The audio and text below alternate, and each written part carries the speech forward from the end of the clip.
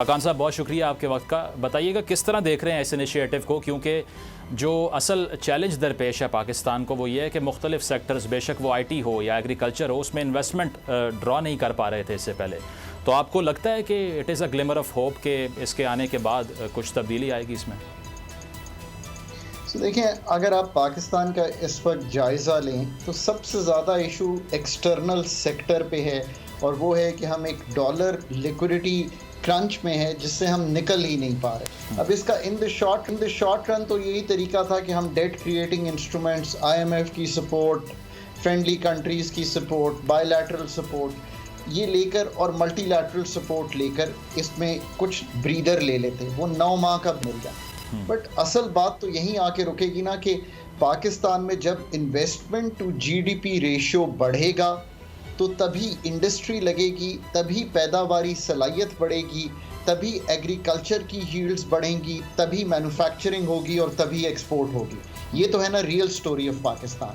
اب اگر آپ دیکھیں تو investment to G D P ratio Pakistan کا اس وقت 13.6% ہے.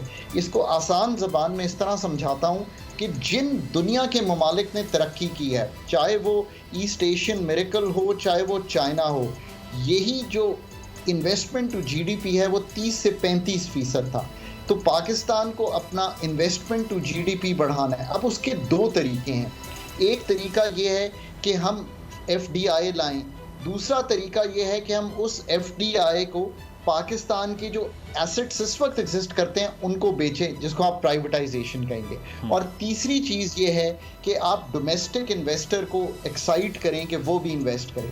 اس ساری چیز کا جو مسئلہ ہے وہ ہے پاکستان کی کلاگڈ آرٹریز. کلاگڈ آرٹریز سے مطلب یہ ہے کہ پاکستان کی جو اس وقت اسٹیٹ ایپریٹس ہے اس کی جو فلو ہے وہ ہونے نہیں دے رہا اس کام کو. مثال دیتا ہوں، ہز رائل ہائنس پاکستان آئے 2019 میں. میں اس وقت چونکہ ٹیبل پہ موجود تھا تو انہوں نے کہا میں ریفائنری لگانا چاہتا ہوں. پاکستان کی بات چیت ہوئی.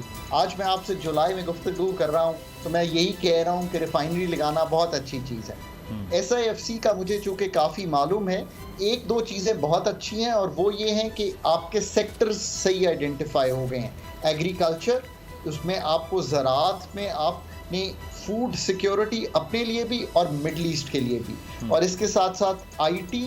اور پھر جو میرا فیوریٹ سیکٹر ہے وہ اس لیے ہے کہ دنیا نے زمین کو کھود کر دنیا کو بیچ کر بہت ترقی کی ہے. مطلب آسٹریلیا جائیں، کینیڈا جائیں، پاکستان میں بھی ریکارڈ $100 ارب gold, magnesium, zinc reserve Balochistan, ہم نے اس کو دیکھا ہی نہیں. سو یہ سیکٹرز جو آئیڈینٹیفائی ہوئے ہیں، اور پھر انرجی سیکٹر، یہ سب ٹھیک سیکٹرز ہیں.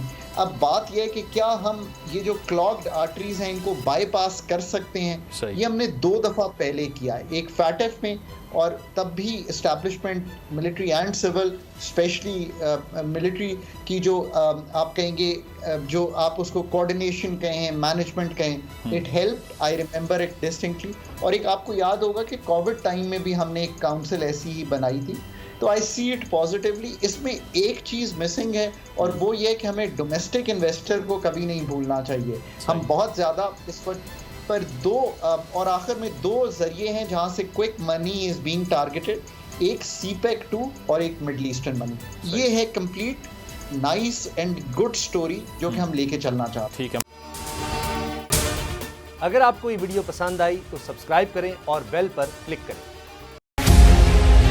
ملک مستحکم معیشت کی طرف گامزن، اسٹاک ایکسچینج بھی مثبت رخ دکھانے لگا. معیشت کی صورتحال بہتری کی طرف جا رہی ہے.